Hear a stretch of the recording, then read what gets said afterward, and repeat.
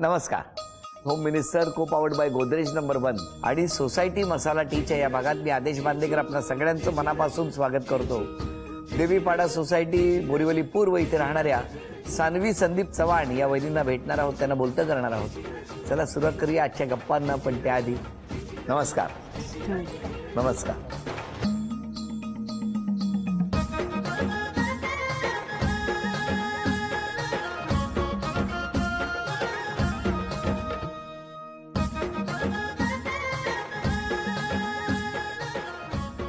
कुठली शाळा? महाराणी साईबाई विद्या मंदिर. कुठे? मालाड. मालाड. बालपण सगळं मालाडच. घरी कोण कोण होतं? मम्मी आणि लहान भाऊ आहे. वडील लहानपणीच एक्सपायर झाले. मग सगळं आईने केलं? हो सगळं. सगळी मेहनत आईची? हो सगळी मेहनत आईची. तुम्ही कुठे होता राहायला? आम्ही राहायला बोरिवलीला, देवीपाडा. शाळा कुठली? Saint John high school Devipada. College? बाहेरून केलं मी, यशवंतराव मध्ये. बरं. कसं गेलं तुमचं बालपण? बालपण मजेशीर. माझे पण वडील लहानपणीच एक्सपायर झाले, त्यामुळे सगळं आई आणि बहिणी. उखाणा नाही घेतला तुम्ही? ताजमहल बांधायला कारागीर होते कुशल, संदीप रावांचं नाव घेते होम मिनिस्टर साठी स्पेशल. काय सांगता? द्या ओळख करून सगळ्यांची. ह्या खाली बसले ह्या माझ्या सासूबाई. नमस्कार. ती माझी मम्मी. नमस्कार. ती माझी मामी. नमस्कार. बाजूला नणंद छोटी. ह्या आमच्या एकदम खास जुने शेजारी. नमस्कार. पाठीमागे शेजारी आणि त्या पाठीमागे दोघी नंदा. तिकडे एक नणंद आहे आणि हेही सगळे शेजारी. नमस्कार. आणि ह्या दोघं माझे भाऊ. बरं बरं. नमस्कार. ओळख कशी झाली दोघांची? ऑफिस मध्ये. कुठल्या? मालाडलाच ऑफिसला. एका 12th नंतर जॉईनिंग केलेलं, तिथेच भेट झाली. तुम्ही काय करत होते तिकडे? मी ऑफिसर म्हणून कामाला होतो आणि टेलिकॉलिंग म्हणून जस्ट कामाला लागले होते तिकडे. बर. मग तर ओळख झाली. तर मस्करी मध्ये विषय झाला. मस्करीत? काय हो, काय झालं? म्हणजे यांच्या मित्रांनी असंच 2-3 दिवसानंतर फोन केला तुम्हाला की मी संदीपचा बोलतोय, मी प्रपोज करतोय. तर मी नाही म्हणून सांगितलं. 2 दिवस ऑफिसमध्ये हे बोलायचंच नाही माझ्याशी. का हो? मला असं वाटलं होतं की ती पटकन हा म्हणेल म्हणून. असं तुम्हाला का वाटलं? कारण की ती इतकी फ्रँकली लगेच झाली होती की लगेच 2 दिवसामध्ये तिने फोन वगैरे केला. लगेच 2 दिवसात? तुम्हाला 2 दिवसात वाटलं होतं काहीतरी होकार येईल असं? हो. मग काय केलं? नाही, मला लव्ह मॅरेज नव्हतं करायचं. मग का केलं? आता ते चांगले होते. मग हे बरं आहे तुमचं. दिला 2-3 दिवसानंतर होकार दिला. 2-3 दिवसांनी? पण त्या 2-3 दिवसात ते बोलले नाहीत तुमच्याशी? नाही बोलले. जराही नाही. मग तुम्हाला वाईट नाही वाटलं? नाही, त्यांचं असं होतं की मी होच बोलावं म्हणून ते नाही बोलत होते. मग तुम्हाला त्रास झाला? त्रास असं नाही, पण तिच्या सगळ्या मैत्रिणी सांगितलं की बघ मुलगा चांगला आहे. दुसऱ्या 2 मैत्रिणी घेऊन आली बघायला. काय दाखवायचा कार्यक्रम होता का?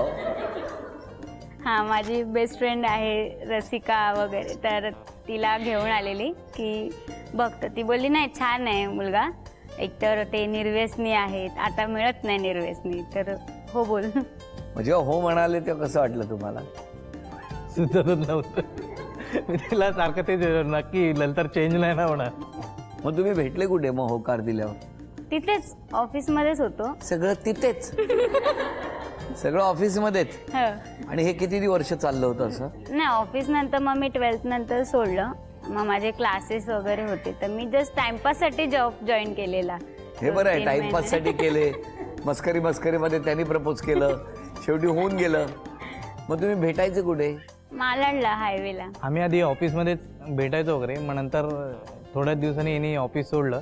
त्यानंतर यांनी सांगितलं की जरा घरी काय कळलं की काहीतरी असं झालं, तर त्याच्या घरच्यांनी सरळ नाही म्हणून सांगितलं, लिहिलं कुठेतरी नाशिकला पाठवून दिलं. हो, तुमच्या घरी कळलं ते? हा, मी लगेच, माझी एक मावशी आहे जी आता नाही आहे या जगात, तर तिला सांगितलेलं. तर तिने मम्मीला सांगितलं.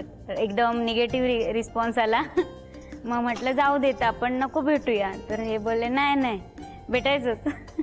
मग आम्ही घरी असं नाशिकला पाठवलं. हा, नाशिकला गेलेली महिनाभरासाठी. मग हे आले नाहीत तिकडे? नाही, त्यांना ऍड्रेस नव्हतं माहिती. मग त्या 1 महिन्यात काय झालं तुमचं? 1 महिन्यानंतर आमचं फोनवरती बोलणं वगैरे चालू होतं. हिला मी म्हटलं त्यांचं असं हे होतं की तुझ्या घरी मला फक्त एकदा घेऊन जा, बघ सगळे समोरून होकार देतील. पण ते 5 वर्ष आम्ही असंच भेटलो. नंतर 5 वर्षानंतर जसं लग्नाचं घरात चालू झालं की आता लग्न करायला हवं, मग तेव्हा सांगितलं की मग माझे मामा मामी आमच्यासाठी जो डिसिजन घेतील तो लास्ट डिसिजन होता, माझे मामा मामी. तर मग माझ्या मम्मीने पण नव्हती भेटलेली, तर ह्यांना मामाकडे पाठवलं आणि एकदा म्हटलं ओळख करून घ्या, चांगले वाटले तर ठीक आहे. मग मामा मामींचा नसते वाटले चांगले तर माझा आम्ही असं मला कॉन्फिडन्स होता. मला ज्या वेळेला पहिल्यांदाच बोलवलं त्यावेळेला मी म्हणजे पूर्ण तयारीतच गेलेलो. पण नाही म्हणताय तर का नाही म्हणताय, काय गुण असे आहे? नाही, त्यांनी असं सांगितलेलं की मी 7-8 वेळा तरी एक जसं निगेटिव्ह सांगतील ते मी पॉझिटिव्ह करत राहणार हो बोलेपर्यंत. पण काय झालं जेव्हा मामांना पहिल्यांदा भेटले तेव्हा? थोड्याशा गोष्टी मला हिच्याबद्दल निगेटिव्ह सांगितल्या. हा, तिला जेवण बनवता येत नाही, ती बोलताना फटकळ बोलते, तिचा स्वभाव तुम्हाला अजून माहितीला आहे. आता मी कसं मी 7 वर्षापासून तिला ओळखते, मला माहिती आहे. तरी पण मग नंतर बोलले कामाला कुठे आहे काय कसं काय विचारलं. मग नंतर बोलतात ठीक आहे आम्ही विचार करून सांगू. एवढंच त्यांनी सांगितलं, विचार करून सांगू. पण मग कसं झालं काय ना, मी गेलो नंतर मामा बोलले की आम्ही अजून हो नाही म्हणत आहे.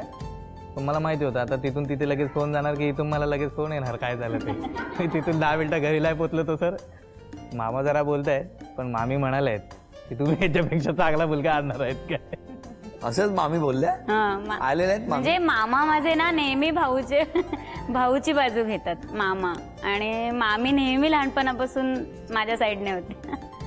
त्यांनी मामानं सांगितलं ह्याच्यापेक्षा चांगला मुलगा शोधून आणणार आहे. तुम्हाला घरी येऊन सांगितलं असतं की मामाने की आता इथून पुढे भेटायचं नाही, आम्ही त्याला नकार दिलाय, तर काय केलं असतं?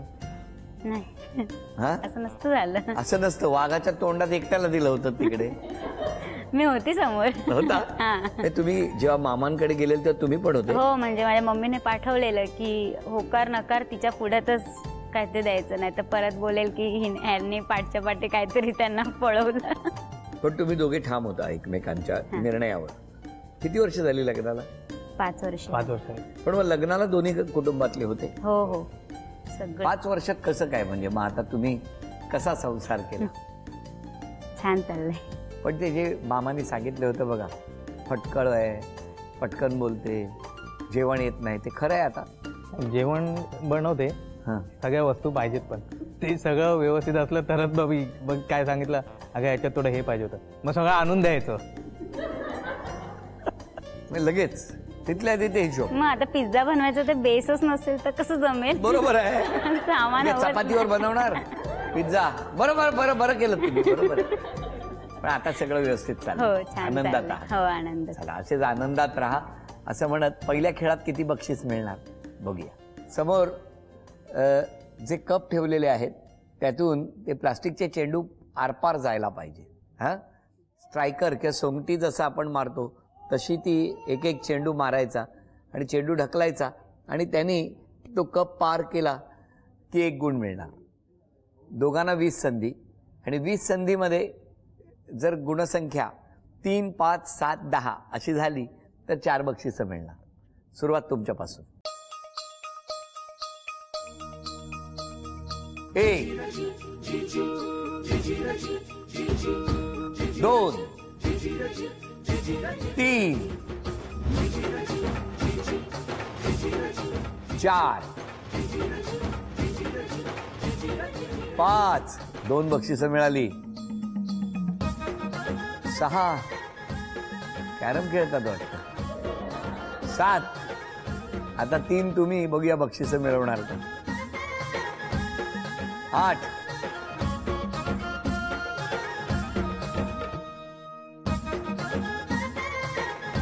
9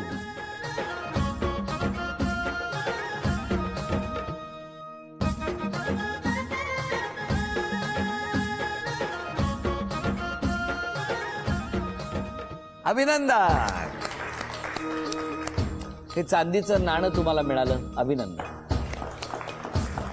चांदीचा कुंकवाचा करंडा मिळाला, अभिनंदन. चांदीची तुळस मिळाली, अभिनंदन. आणि ही चांदीची अन्नपूर्णा सुद्धा तुम्हाला मिळाली, अभिनंदन. प्रत्येकाने यांच्याशी असलेलं नातं सांगायचं आणि काय त्यांच्या स्वभावाबद्दल सांगायचं. बोला. माझं नाव दीपिका आहे, मी वहिनीची फ्रेंड. कसा आहे स्वभाव? ते खूपच छान आहे, स्वभाव पण नेचर सगळ्यासोबत फ्रेंडशिप होते पटकन सगळ्यासोबत. माझं नाव बिनर आहे आणि वहिनीचं नेचर खूपच चांगलं आहे. ते सर्वांसोबत बरोबर राहतात, म्हणजे फ्रेंडली राहतात, सर्वांसोबत बरोबर चांगलं बोलतात ते. माझं नाव प्राजक्ता, मी हिची नणंद आहे आणि हिच्यामध्ये स्पेशल असं म्हणजे बोलताना कधी हिचा चेहरा हसरा असतो. हो. आमच्याशी तरी हसूनच बोलते. माझं नाव सुप्रिया, मी तिची नणंद. म्हणजे पटकन असं माणसाला हे हसत हसत बोलून टाकते, चांगली आहे ती तशी. हसत हसत मनातलं बोलून टाकते. तसं नाही, म्हणजे चांगली आहे, हसत हसत अशी मन मिळावू आहे. माझं नाव रेश्मा, फारच फ्रँकली आहे आणि छान, म्हणजे कधी चेहरा हा हसराच असतो आणि छान आहे. माझं नाव मनाली, मीची नणंद आहे मोठी, पण तिने कधी वहिनीचं नातं असं ठेवतच नाही. ती एकदम फ्रँकली बोलते. ती म्हणजे आत्ताच 5 वर्षाच्या अनुभवात ना असं कधी वाटलंच नाही की हे भाऊ एकदम फ्रेंड्स प्रमाणे आमच्याशी राहतात. नेहमी एकत्र भेटल्यावरती छान आम्ही एकत्र ट्युनिंग आमची छान जमते, त्यामुळे प्रश्नच नाही हा वहिनीबद्दल. पाठीमागे सासूबाई. हसून म्हणजे चांगली आहे, हसरी आहे, त्याची मन मिळू आहे, मुलांना चांगली सांभाळते. मुलाला कोणाच्या? मुलं आहेत, 2 मुलं आहेत ना. हा, त्यांना त्यांना पण सांभाळते, आम्हाला सगळ्यांना घडून मिळून. मुलाला सांभाळते ना. द्या आईकडे. स्वभाव चांगला आहे आणि जावई? जावई पण छान आहे. हे बरं आहे, जावयाबद्दल काय बोलत नाही. मी तिची मामी. दोघं पण छान आहे स्वभावाने. तुम्हीच का त्या? हो. पहिल्या पहिली भेट. पहिली भेट. आणि आम्हाला आई वडिलांचा दोघांना पण दर्जा देतात. दोघंही छान आहे स्वभावाने. शेजारची काकी, दोघंही चांगले आहेत स्वभावाने. हो. मी पण शेजारचीच, मला ती सुनेसारखी आहे, पण सुनेपेक्षा मुलगी जास्त आहे. आणि मी एकच सांगेन की ती अष्टपैलू आहे. पाठीमागे कोण? मी तिची काकी आहे, ती माझ्या मुलीसारखीच ती आहे मला. मैं उनकी फ्रेंड हूँ, बट बहुत ही अच्छे दोनों मिलते ना, हमेशा स्माइलिंग फेस रहता है उन लोग को, और मुझे उन लोग को मिलना बहुत ही अच्छा लगता है. मी त्यांची मैत्रीण आहे, खूप चांगलं आहे. त्यांच्याशी बोलायला बसलं की 1 तास तरी काढावाच लागतो, कारण का त्या खूप बोलतात. एकदा बोलायला सुरू केलं की थांबतच नाही त्या. तुम्ही थांबत नाही बोलायला लागलं. बरं, आता एक खेळ आहे. गाणं सुरू झालं की उशी पुढे पुढे द्यायची दुसऱ्यांकडे. गाणं थांबेल तेव्हा ज्यांच्याकडे उशी असणार त्यांना एक शिक्षा मिळणार. त्यांनी ती शिक्षा पूर्ण केली तर वहिनींना बक्षीस मिळणार. आता या 6 जणी तुम्हाला बक्षीस मिळवून देणार का मला बघायचंय. हा, गाणं.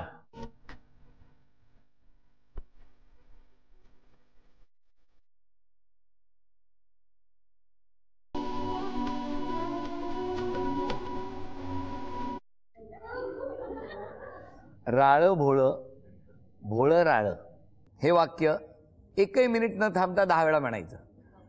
वेळ सुरू झाली. राळ भोळं भोळं राळ, भोळं राळ, राळ भोळं भोळं राळ, राळ भोळं भोळं राळ, राळ भोळं भोळं राळ, राळ भोळं भोळं राळ, राळ भोळं भोळं राळ, राळ भोळं भोळं राळ, राळ भोळं भोळं राळ, राळ भोळं भोळं राळ, राळ भोळं भोळं राळ, राळ भोळं भोळं राळ. अभिनंदन. चला, हे बक्षीस तुम्हाला मिळाले. झी मराठीकडून ही भेटवस्तू तुमच्यासाठी.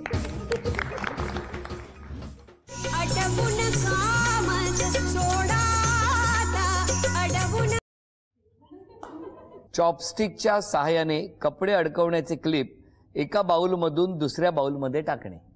30 सेकंदामध्ये 15 क्लिप्स उचलायचे आहेत. बघूया. वेळ सुरू झाली. 5 सेकंद झाली.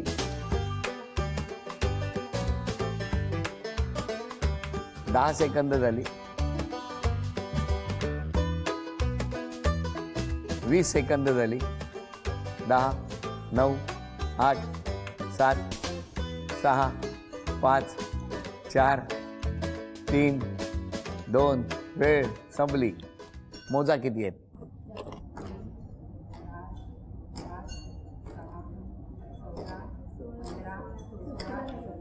अभिनंदन. हे बक्षीस तुम्हाला मिळालं. झी मराठी कडून ही भेटवस्तू. गाणं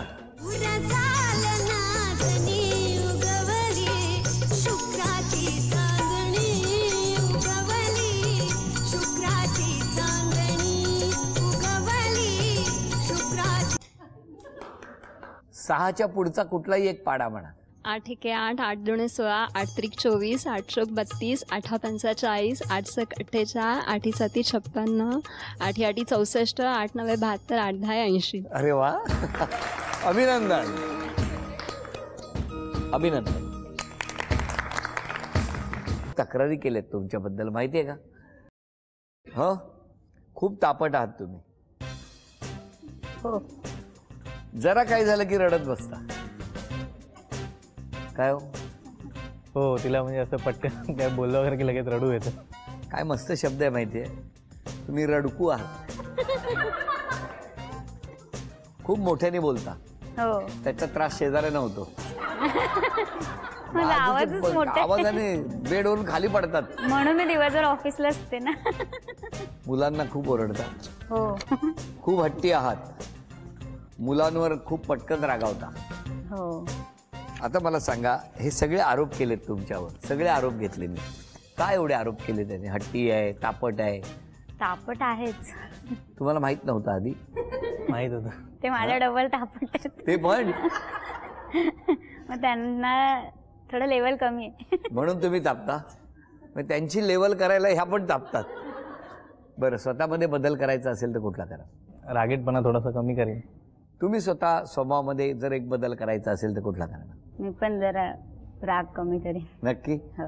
पण मला तुम्हाला विचारायचं, आज क्षमा मागायची तर कोणाची मागा? मम्मीची. का हो?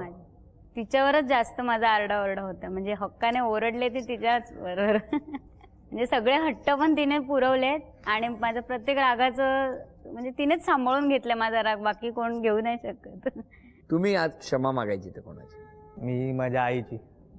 का हो? मला असं वाटतं की मी तिला खूप त्रास दिलाय.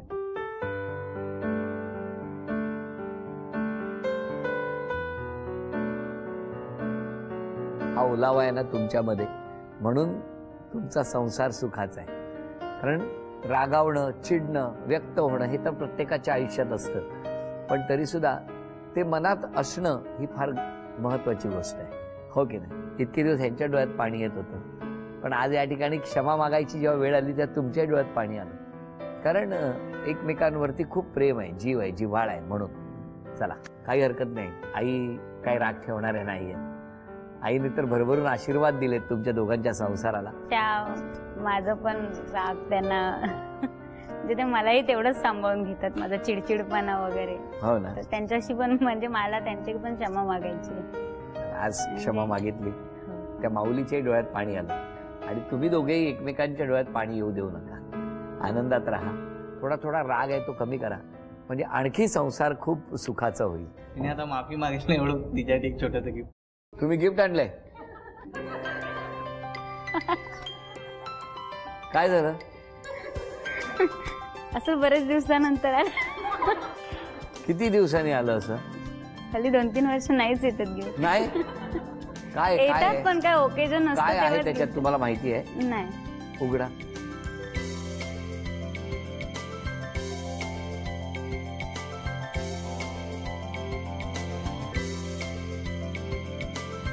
हा, कुठून आणली? कधी गेला होता खरेदी? ती दिवाळीला एकदा आम्ही एका ठिकाणी ऑकेशनला गेलेलो, तेव्हा लोक फोटो काढत होते, तेव्हा ती मला बोलली होती की मला आशीर्वाद हवी म्हणून.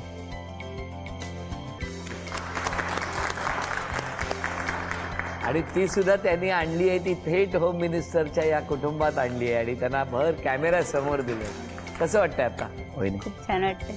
हा, ती बघितली होती तुम्ही तेव्हा? नाही, म्हणजे हवी होती तेव्हा. पण इतके दिवस ती मिळाली नव्हती. पण तुम्ही लक्षात ठेवली होती ती? हो, मला लक्षात आलं की पटकन काहीतरी द्यायला. मी तो एपिसोड होईल तर तेव्हा ते पटकन लक्षात आलं की हिला नथ हवी होती. किती मस्त, खूप छान. असंच एकमेकांचं मन राखत राहा, एकमेकांचा आदर करत राहा आणि एकमेकांचं मन जपत राहा. असं म्हणत त्या दोघांनाही शुभेच्छा, या कुटुंबाला शुभेच्छा आणि या शुभेच्छांबरोबरच आता क्षण सन्मानाचा. झी मराठीकडून ही भेटवस्तू तुमच्यासाठी आणि वहिनींना तथास्तु पुणे यांच्याकडून मिळते आहे पैठणी.